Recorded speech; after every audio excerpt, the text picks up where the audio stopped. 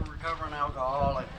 City, those of you who don't know, City Church used to be called Dove's Landing back in Brentwood about 16, 17 years ago. I was miserable, living on the railroad tracks, shopping cart, standing on the side of the freeway with my sign, please help. Wasn't showering for weeks on end. I'd take a shower, skin and bones. And somebody told me about Dove's Landing, which is now City Church. And they had houses back then, probably 5, 6 houses around Brentwood area. And they had women's houses, men's houses. I got in there, and I've been in a lot of treatment programs, but this is the first time I was ever introduced to the gospel of Jesus Christ. And I bought me a Bible. I sold some food stamps. I think I got $75 for my food stamps, and I went and bought me my Bible. I got me a good study Bible. And they had in-home Bible studies. That was part of that program. I started reading my Bible, and they had Wednesday night Bible study every Wednesday, church on Sunday. It was a little different for me because the background I'm from with biker clubs and stuff, we never sat around and walked in the clubhouse with the bar and the cocaine going, and nobody ever asked me, what do you think about Jesus? So I didn't know the first thing about Jesus, but I do today. I love my Bible. I got it on the back of my bike. I read it every chance I get, and that's the best move I ever made, was selling them food stamps and getting that Bible. And I learned through reading that thing is I'm learning different things every day, and every time I open it up, I learn a new something. I know to ask the Holy Spirit to open my mind, otherwise I'm just flipping the pages and not getting no understanding of what it is I'm reading. But I encourage everybody here to get yourself a good solid Bible. I notice a lot of people got the Bible on phones and all that, but I just love my Bible. It's personal to me, and I don't know how. I never made it through that program. I went back out and started doing meth again, but for some reason my Bible stayed dry out there in that tent. I always took care of it, and I still do today. That's one of my, over my Harley, the Bible is above that. I've always taken care of that, and I honor my Bible. I love it, and I love the Lord for saving my life. I got on my knees and I just cried. And after I was going to all these Bible studies and stuff, I went back to Michigan and joined a church, and I was a little confused because I was studying with the Seventh-day Adventists. So I was going to church on Saturday, I was going to church on Sunday, I was going to these Bible studies every night of the week. And then it was Thanksgiving dinner. My mother asked me would I bless the food. And then that's the first time I ever realized that somebody else was noticing something I was doing that I wasn't noticing in my own self. And because usually at family events they say, Kevin, please don't say nothing, please be quiet, please don't drink too much. But this time my mom came up and she asked me to bless the food, and every holiday after that. And I just thank the Lord today for the people here and the people in my life today. And I love you. Oh. Just point at me. Those Thanks for love. Hello everybody, my name is Rudy. I ride with the Sons of Thunder, and I got a little testimony about God's power. I was riding my bike up by Yosemite, and we were about 100 riders. We were going to do a bike blessing, and I was in the middle. There was about 40 guys behind me, and I was looking at my rearview mirror, and I went off the road. It went to the left, I went to the right, and I'm going off a 100-foot cliff. Yeah, right. And like I said, there was 40 guys behind me. And next thing I know, I asked God, please, Lord, help me. And next thing you know, my bike's all back on the road, and the handlebars bent down, so I had to push them up. So meanwhile, I hear, you're protected by angels in my ear. And I'm, when things happen to you, you really don't, you don't know it happens. It's so crazy because I knew I was back on the road. I knew I was laughing. I knew I heard that voice. But until I got to my destination and we got to the bike blessing, there's the guys behind me, a couple of Hell's Angels that come up and they said, hey, if I wouldn't have seen, he was crying by the way. He goes, if I wouldn't have seen what I saw, I wouldn't believe it. He goes, I saw your bike get lifted 8 inches off the ground, both wheels off the tire, off that gravel road, going over that cliff, and put back onto the road. And all I did was, I just started crying. Because there ain't nothing you can do when when he's at work. It's all him, not you. I don't care who you think you are. He's there to protect you, to show you he's loving you. Because every day you wake up, it's a setup. It's a setup to glorify him, not to glorify yourself. And the minute you realize that you glorify him every day, your life gets better. And that's why I'm here today. I just want to praise him and worship him and see what God is doing right now in this pandemic, where he's feeding them, clothing them, and loving on them. And I'm just here to say thank you, Lord, for this day that you've given us to praise and worship you. Thank you, guys. How you guys doing? Great. Well, first of all, I want to thank Kevin for inviting me. Thank you. By the way, my name is Marty Rodriguez. Hello, good to see you guys. I'm from Watsonville, California. Yeah, kind of far. But it was a great drive out here. And when Kevin told me or invited me to come out here, I said, yeah, I'll come out here. So let me pray, and I'm going to have my buddy here read the scripture, then we're going to get into the word. Father, thank you for this day. Thank you for the weather. Thank you for blessing us. Take me out of the picture. Let it be all about you. Give me your words. Help me to be your light today. Make it all about you, not about us.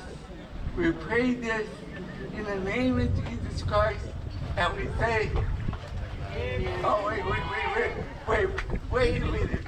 We could do better. And we said, amen. There you go. All right, Rich.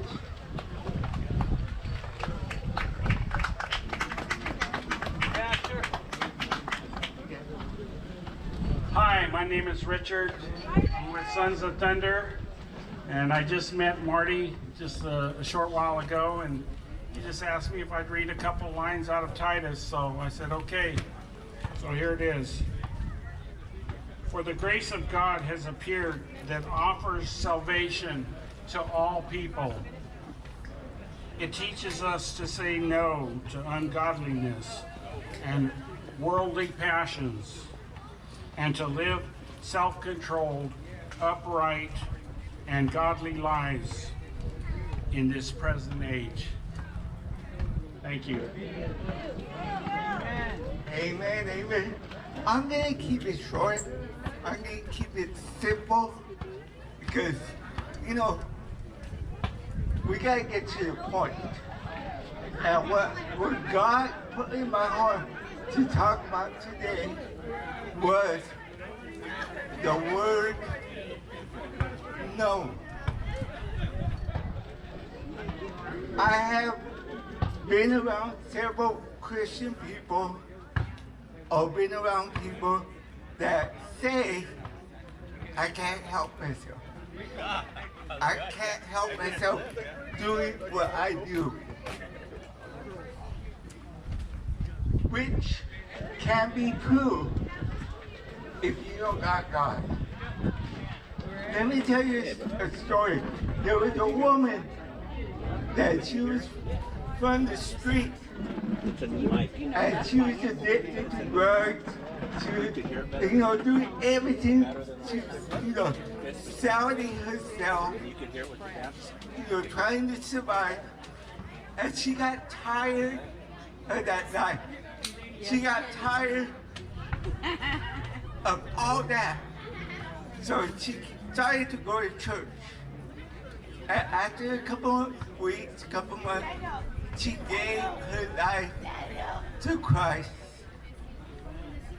And she kept going to church. But one day, she went to go talk to the pastor.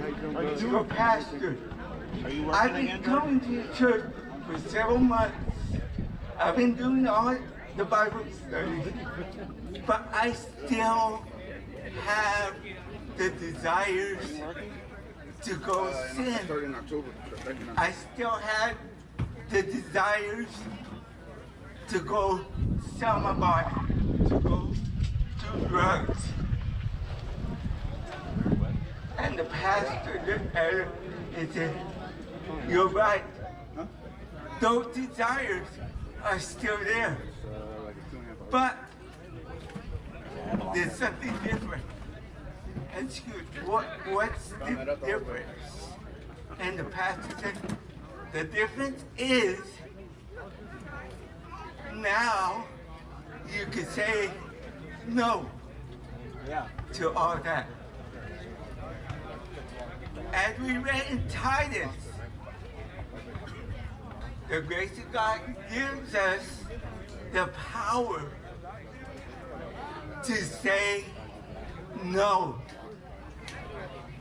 The grace of God gives us the power to resist the enemy, to resist sin. That doesn't mean that we don't have the desires to go out there. It just means now we can say no.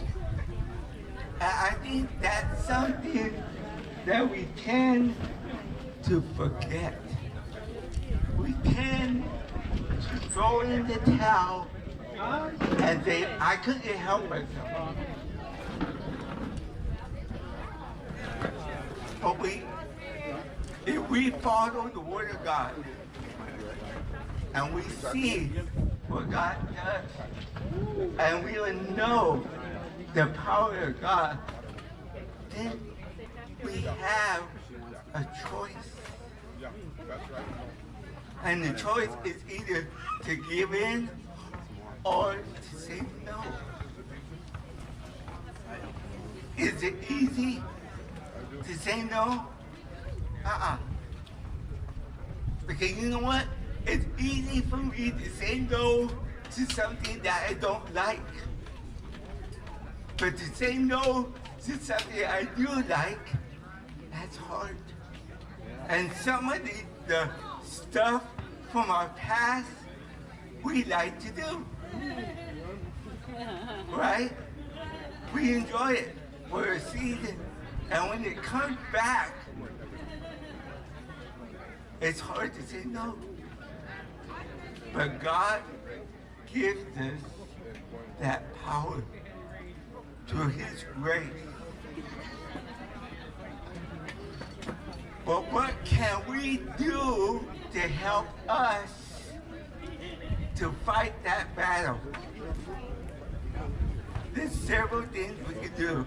But one of the most important things is surround yourself with godly people. You surround yourself with people that can help you and me to say no. You surround yourself with people that will keep you in check. I know I can run amok if I'm by myself. So I need brothers and sisters to keep me in check.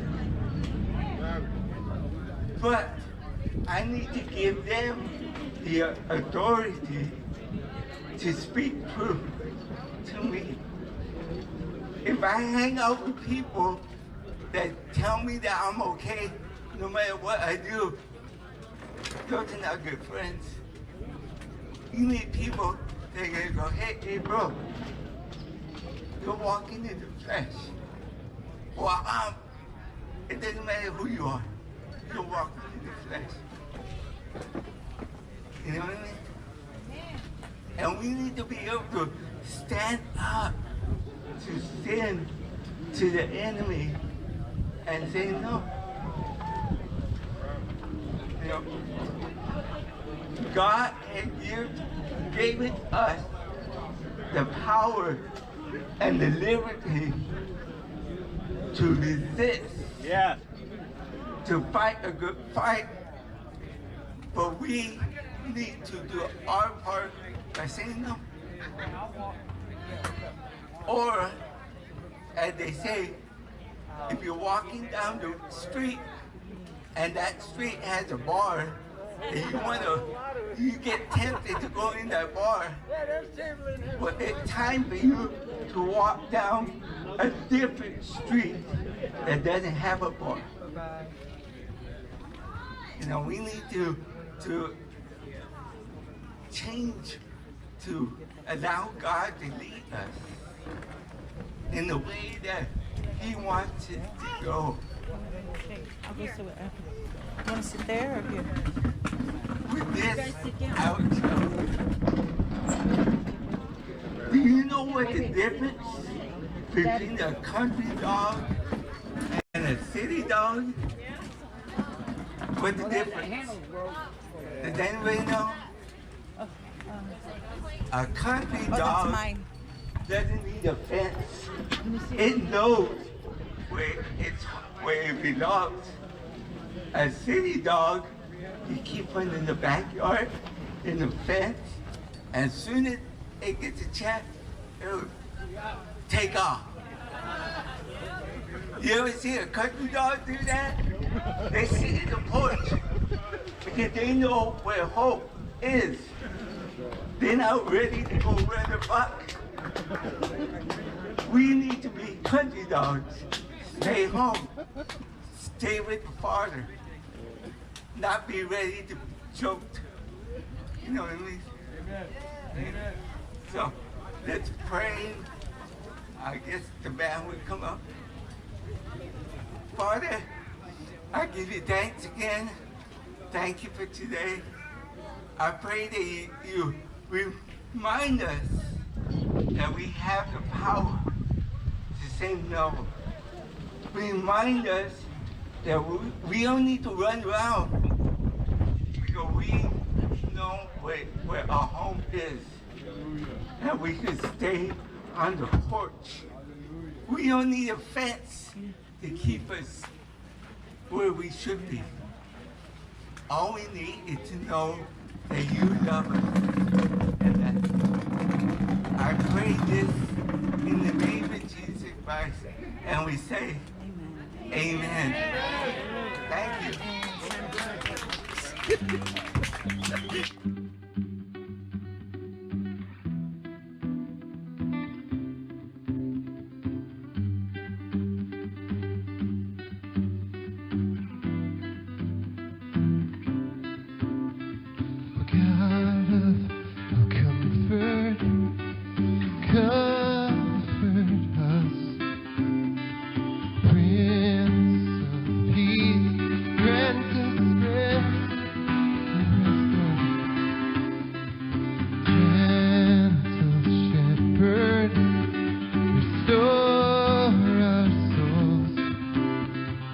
Here